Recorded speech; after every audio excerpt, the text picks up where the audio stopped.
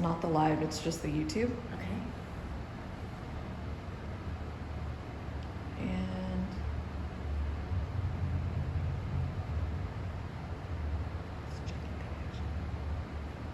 Are we live? not yet. We're live now. Hello, everybody. Welcome to the Purse Building, to our office, away from the office. Hi, everyone. So we thought we'd hop back on and kind of, we heard from a bunch of people. We thought this might be a good series, and I thought Tanya would start us off. And for those who are new here, kind of give us a intro of who you are and what we do. We're live from downtown Dallas. Live from Dallas. So week two. Week two. Okay, so for those who are new here, let's kind of tell them who you are, Okay. about Wildcat, what we're Okay. doing, and we'll go from there. All right. Well, you know, the last few years are a blur, literally. So, you know, Monica and some of the team thought we needed to kind of do some revisits just about who we are, what we are, how we got here, and just kind of have some weekly sessions about work, life, and what's happening. So, my name's Tanya Ragan. I'm a real estate developer located in downtown Dallas, Texas. I have a office in Minnesota, small office in my hometown of Rochester, Minnesota. I have an office in downtown Dallas. We have an office here in the Purse Building. And then we have a few what I'll call sort of remote satellite partners that we work with in a few other spots within the United States on the East and the West Coast. So I've been doing real estate for about the last 17 years. Started out in fashion, then to oil and gas, and the last several years in real estate in beautiful downtown Dallas. Well, that's great. And wanted to touch on, I know we talked about it a little bit last time, but I thought let's touch on the last year. What has been going on in terms of you and what you've been doing? I know if you've been following along, you've known that Tanya has been kind of doing a national speaking circuit, but talk to us a little bit about kind of what that's been like and where you started and where you went this summer. Well, the last year I've had the opportunity to speak. I guess it started out probably 3 or 4 years ago when I was contacted by SMU, Southern Methodist University, which is located not far from our office in Dallas, Texas. And they were looking for executive speakers for the MBA program, and they were looking for speakers, specifically women, that could kind of talk through entrepreneurship, talk about business, talk about where they started and how they got to where they were. And I started speaking a couple times a year as part of their executive speaker series. And from there it sort of evolved. In the last year, I've had the opportunity to speak at several women's conferences, business conferences, real estate conferences. I do speak at a lot of the local universities. I've spoken at University of North Texas. I really enjoy that. It's a great outlet for me. I love being around young people. I have a tremendous amount of energy, and I think she does. Yeah. She Monica, does. people always ask Monica. They're like, "Is she always like this?" Always before really? coffee. Oh my gosh, before coffee, y'all. So yes, this is me. I really am wired like this, and I do have this much energy. But I love doing the speaking. I'd love to do more, and it's just I love working with young people. And if people are interested in having you speak, what's the best way to do that? Contact our office. Contact Monica. Contact the Wildcat office and send us some info. I'd love to do more of it if the schedule allows. Yeah. And going on when you're speaking, what is the number one thing, I think we can have a little fun with this, the number one thing people ask you aside from real estate advice or Yeah. what is the number one thing you think you get requested on? What I'm wearing.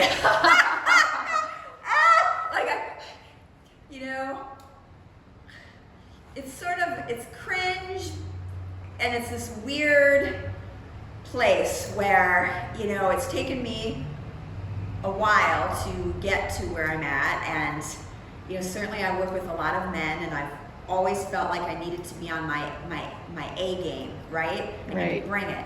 Going to a meeting, going to a presentation, I put a lot of thought in it, I'm very intentional that I gotta be on. And it's always so interesting to me, especially the last year. Yeah. But it really puts a lot of pressure. I mean, we went to one earlier this year. I think it was the crew event. ULI, I think it was ULI. ULI, the Urban Land Institute, and I felt like I disappointed the women. No! I showed up that day, and maybe I guess I wasn't as bright and colorful, and I could tell, wow, they were disappointed in my outfit. So yeah, so that's a big topic. Usually it's one of the first questions that's asked is people want to know what I'm wearing, or they want to know about my style or how I put things together. And I think that has been a really kind of surprising and fun outlet for me because I love fashion. I started out in fashion. That's what I thought I wanted to do. Right. When I went to college, especially the last few years post-pandemic, it's been a creative outlet for me. Mm-hmm. And I've kind of found this interesting niche, especially with young professional women and career women who want to have a personal style and be able to make a statement even in a more conservative setting. And it's been interesting to be able to share sort of that fashion. So we've leaned into it a little bit more, especially on Instagram and social, posting more fashion, what I'm wearing, and I guess just kind of go on with it. Okay, so along with the fashion theme, I think this is a great story, and I love when Tanya tells it, but talk about how fashion influences real estate, because I think that's really interesting. Kind of like your eras, if you will. Yeah. Talk to us about that.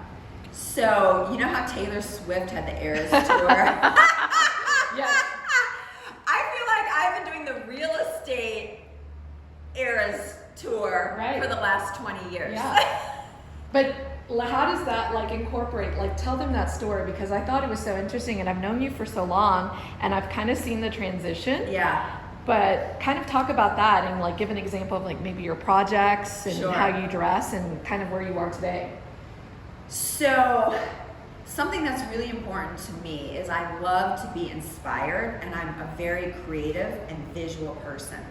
And pretty much for the last 20 years, but even before that, when I worked at Neiman Marcus, and then when I worked with various Fortune 500 retailers, I always leaned in real heavy to who that designer or who that message or who that brand was. It's like I needed to feel it in my bones. Mm-hmm. I needed to eat, drink, sleep, and just immerse myself in it.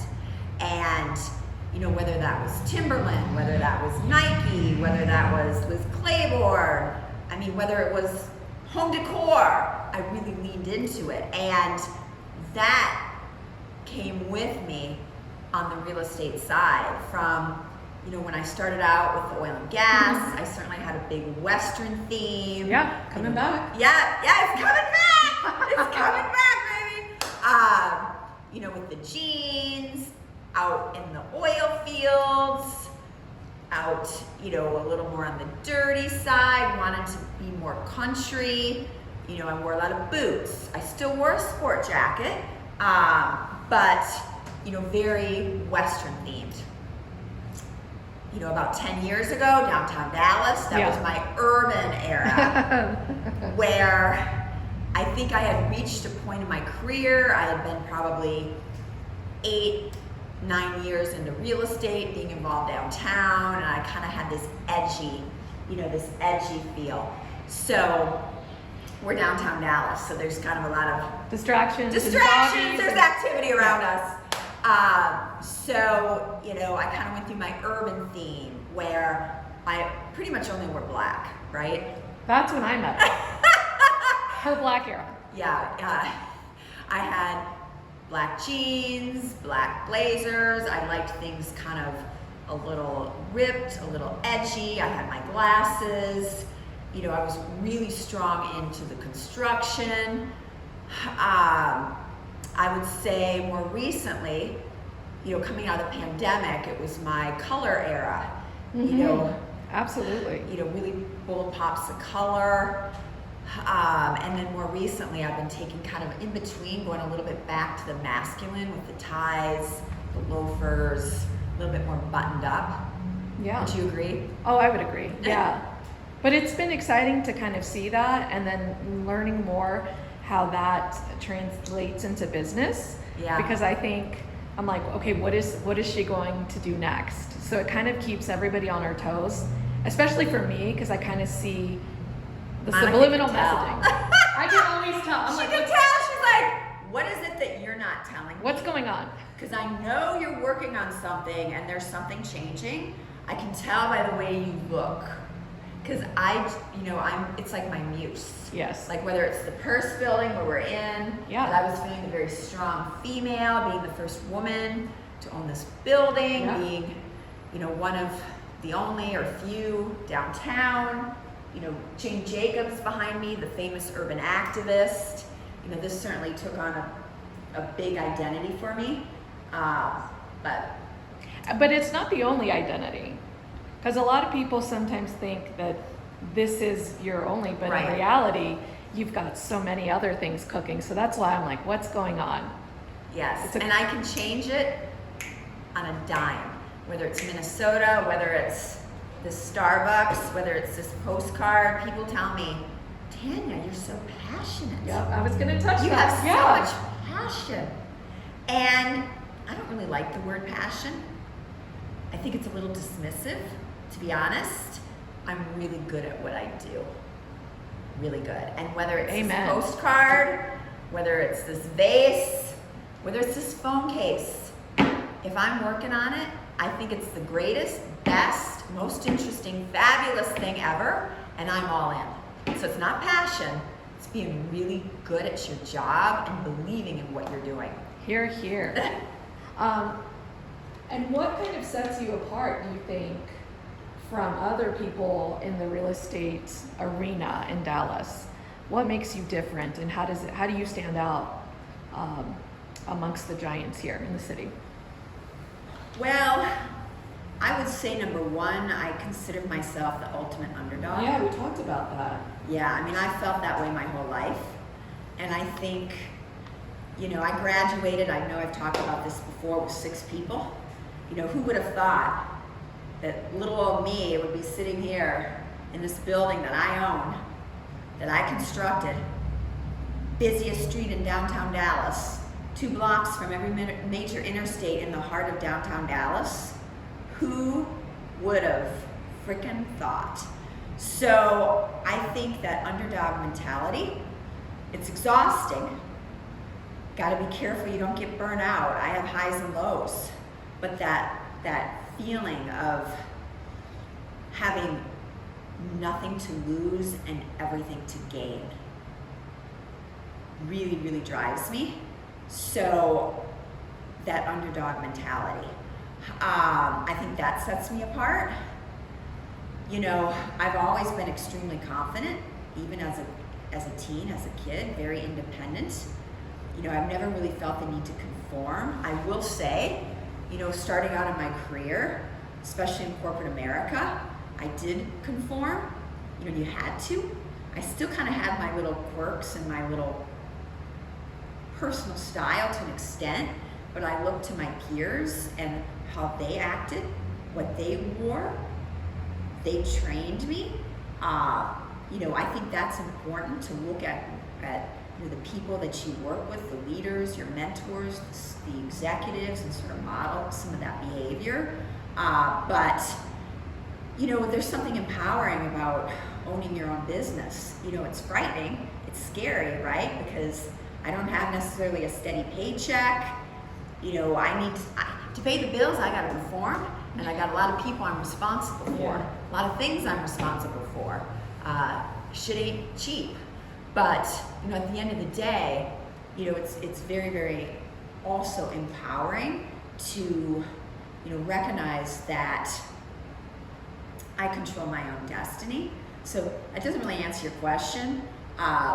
What makes me and sets me apart from the competition? There's just not a lot of me. There's not a lot of people like me. There's not a lot of women in this role, and I think other women are looking for that. I think what I would say, just observing you, is the underdog mentality, but your boots on the ground. Yeah.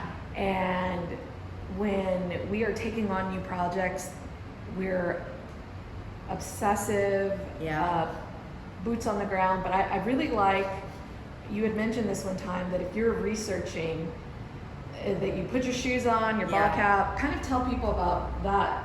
I think that's really neat. Especially in the early days, I got to feel it, I got to breathe it, I got to live it, and I got to experience it. And for me, that means just getting out there and being boots on the ground. And, I've struggled with the balance, especially the last couple of years coming out of the pandemic, of getting back in the field and not being distracted. And then the corporate and the administrative office piece of it, which frankly I think bogs me down from. That's why she hired me. Yeah, that's why Monica's really in charge. I just do what I'm told. Yeah, it always works out better that way.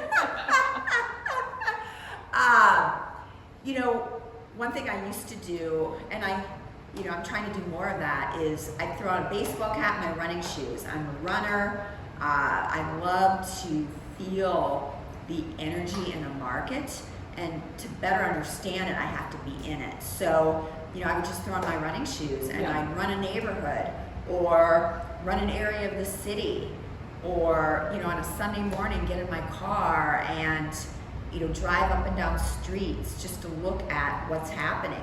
If I'm looking at investing, whether it's a product, whether it's an idea, whether it's a building, whether it's an area of the country. We were in Atlanta recently. Oh, we did a blitz. Yeah. 36 hours. Yes. I go pretty hardcore. It was intense. Monica has to bring snacks I because she do. says I starve her. I have certain hours to eat, and she just wants to keep going. Sometimes when my mind is just a go and I'm focused, I don't even know anything else that's going on around me. I'm like a dog on a bone. But Atlanta's a perfect example. We spent 2.5 days there, flew in early morning, got 3 days, flew back. Oh yeah, we blitzed all over, rented a car and just drove. But we walked it, we talked it, we went to the restaurants, we stayed in the area, walked up and down streets, and just became almost obsessive of every little piece. We met with architects, we met with builders, we met with local businesses, and just, it consumes me. So that's where, when I talk about Wildcat creating the ultimate user experience. You got it. That's what I was going to ask you Yeah, next. creating authentic experiences. It's based off of, look, I'm the consumer. I'm the demographic. And when you're in it, you can't be up at a high rise on the 50th floor. You can't be out in the suburbs thinking you're going to come down to a parking garage, go into a meeting, go to the parking garage and go home. You can't go to some hotty-totty event and hear, speakers. Not that those things are bad, but to really understand it real time, especially in a city like Dallas, where things are moving so fast, even from month to month, week to week, project to project, things are changing so rapidly that to have your pulse and have your ears to the ground and really be in it really makes a difference. So I don't invest in anything or anywhere that I haven't personally, myself, spent time there and really, really exhausted. And I think that's also reflective in the staff, because I think we are all the same way, whether we came in that way or where you taught us to kind of educated us on how to create that experience. And I I mean, I can tell you personally that I went to Oklahoma City myself just to see something and report You back. spent a weekend there researching and because doing diligence. I wanted to do that. Yeah. So I think it's also reflective in the people that you surround yourself with. And it's hard to find those people. And how do you find the people? It's hard. It's tough. I mean, we've had some turnover. We're hiring. Anybody out there in marketing? Come on. Marketing, advertising. Do you like social? Do you like flyers? Do you like advertising? Do you like lots of color? Are you not afraid to get your hands dirty? Yes. There's nothing that I ask anybody to do that I haven't done myself Or will do. or won't do myself. That's right. And that's the God honest truth. And it's hard to find people in this business who today are willing to roll up their sleeves. We work in the office. I'm not a fan of remote work. You want to get ahead? You want to get promoted? When young women and young people ask me, what is your recommendation? What advice do you have to advance in your career? What advice do you have for me on how to be successful? You know what my response is?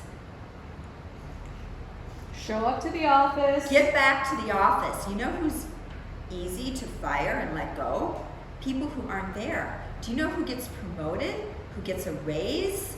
Who gets one-on-one time with executives, with superiors? Who gets pulled into meetings last minute? People who are at the office. So my number one career advice Show up. is show up and get to the office. Really, honestly. Oh, and I that's- know unpopular opinion, but it's the God honest truth. Well, you get more one-on-one time, like you said, but it's the creative juices flowing, and you can quickly kind of bounce ideas back and forth. For me, it's fun. So you get to see the people that you like and are like-minded, or challenge you in a way to push you to be that person that you need to be. So 1,000%. yeah, I love it. Does anybody have any questions for us while we're here? We're kind of testing this out to see if this is something we want to do. But if you have a question, drop it in the comments. We'd love to know. Tanya, do you think that we should do this again? Yes, so this is the deal. We are testing this out. We're going to put it on YouTube. We're going to put it on Instagram. Make sure you follow us, share it. But what time of day do you like it? I'm not real good about being on a schedule. Never. So look, I'm not gonna we're gonna do the best we can to try to do this every Tuesday or Wednesday. We're gonna start trying to promote it out of when we're gonna do it with a tentative time, 12:30-ish. But hey, what are some things you wanna see? Is this too long? This is kind of long today, but is it too long? Do you want to see it shorter? Do you want certain specific topics? Do you want certain platforms? Tell us, DM us. Oh, we've got some comments. Okay. Michael says weekly. Okay, weekly. And then Elaine Inspire Magazine said, Tanya, lapel mic would be great. We hear you. We are getting those. Yes, it's in the mail. We will have it for next week. We know it's a little echoey in here. We couldn't find our regular mic, but Monica's got the hookup. Also, I have some friends in the podcast, Permit Sip. Hello, give you a little shout out. We did a podcast with them. It's going to be going up in the next probably week or so. They made some recommendations for us. So we are getting teched out. Yeah, we're learning. We're learning. So any feedback you have, please send it our way. Yep. Okay. Any parting words before we go? Parting words. Go. I put you on the spot. I know she put me on the spot. Parting words. Get out there. What is today? Tuesday. Make it a great rest of the week. Show up. Treat every day like a reset. And make shit happen. Let's go. Let's go. Bye, y'all. See you next week.